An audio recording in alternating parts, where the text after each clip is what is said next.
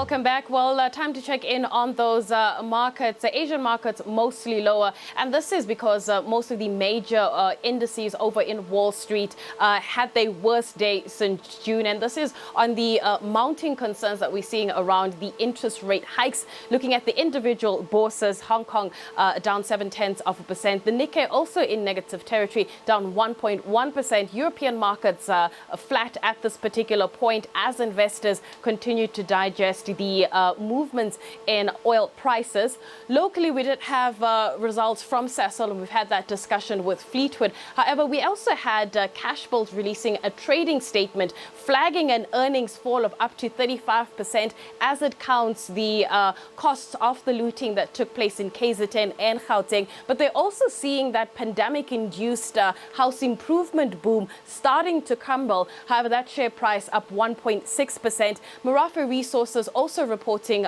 earnings, seeing a surge in numbers, rather in profit, declaring a cash dividend. However, that share price lower at 8.9% in negative territory. It was down 10% a little bit earlier on. But to talk to us about some of the market dynamics, we are joined by Makwe Masilela from Makwe Fund Managers.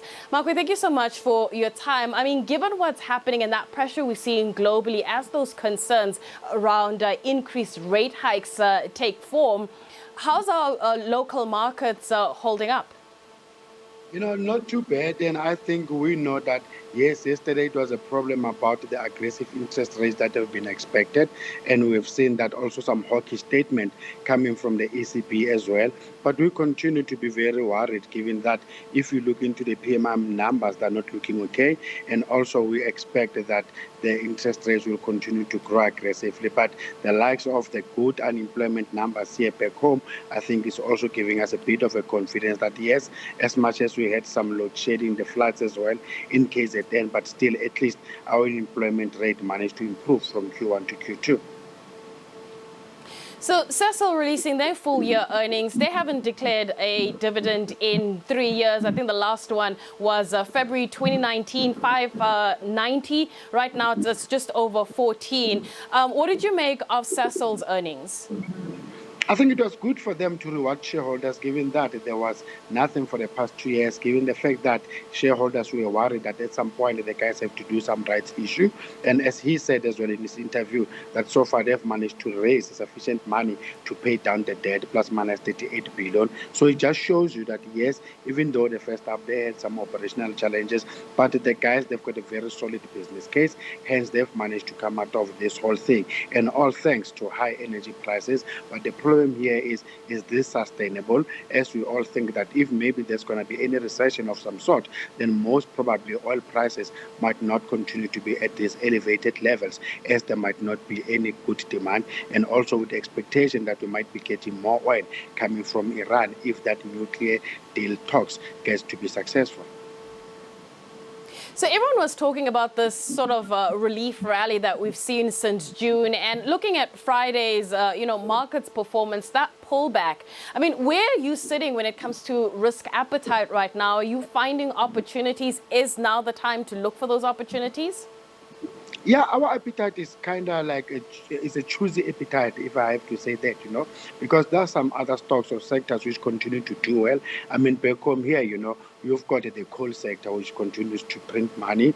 And if maybe you have to go international, I mean, you've got the likes of the BHP which continue to be making good money and continue to invest in the likes of their iron ore. I mean, as well as the increasing volumes when it comes to their copper and nickel. So, yeah, I think you just have to be choosy and try to look where there's exact opportunities. And I must admit, those opportunities, we look at them in a very cautious way, because we know that there's a possibility that things can tend to be very worse much later, whether it's this year or sometime by the end of next year. Given the fact that, the market is expecting some kind of slowdown, and there seems to be anxiety hanging in the air around Jackson Hole, are you expecting a correction at some point, given the fact that most people were expecting a trouble around corporate America when you look at the Q2 earnings? Anything is possible. I mean, just take the local market. The JSE for the year, Nasdaq is down almost 5%.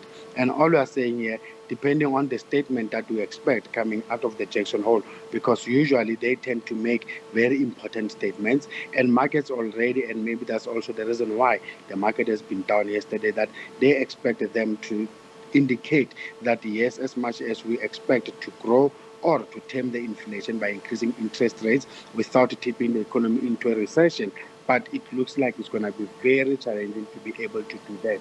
And should the market read that as the Fed admitting to a defeat when it comes to not tipping the economy into a recession, then most probably we might see the markets going down. But there'll always be opportunities for those who said we missed the boat. Let's get involved at low prices, and they can start pushing those prices up again. I mean, looking ahead to that Jackson Hole meeting, the significance of it for the markets and for yourself. I mean, you're expecting a more nuanced and measured language and tone here from the chair? Not really. I think they will continue with the culture that we've seen, because generally that thing is nothing else than an economic symposium. So for the fact that you get them, the likes of the US Fed, making a key and note address or a speech thereof, and usually, as I said earlier, they tend to pronounce very important things. That is why we're looking forward not to the whole symposium itself, but to that main speech that the guy will be giving, and we expect them not to disappoint, to at least continue to give us the insights about the future path of interest rates and the inflation going forward. And also we expect the European Central Bank as well to jump into the bandwagon and also pronounce their intention, how they intend to tame the inflation, given what is happening now lately with high gas prices, especially in that area. Makwe, let's leave it there. Thank you so much for your time. That is Makwe Masilela from Makwe Fund Manager. And of course, we did mention that we are in results season locally on the JSE. We've got a series of companies over the next few days and few weeks releasing their earnings, and we'll of course unpack those with the CEOs.